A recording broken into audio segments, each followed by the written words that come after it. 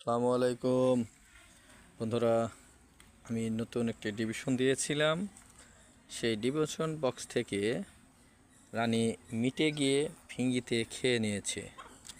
তো ফিঙ্গিতে খেয়ে নেওয়ার পরে এই বক্সে রানী নেই। তো রানী নেই, এখন রানী দিতে হবে। তাহলে নতুন রানী কোথায় পাবো?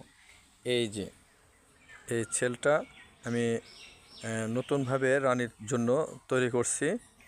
তো এই সেলটা দিয়ে আবার নতুন রানী তৈরি হবে। তো দেখা যাক আমি এই রানীটা তৈরি করতে পারি কিনা।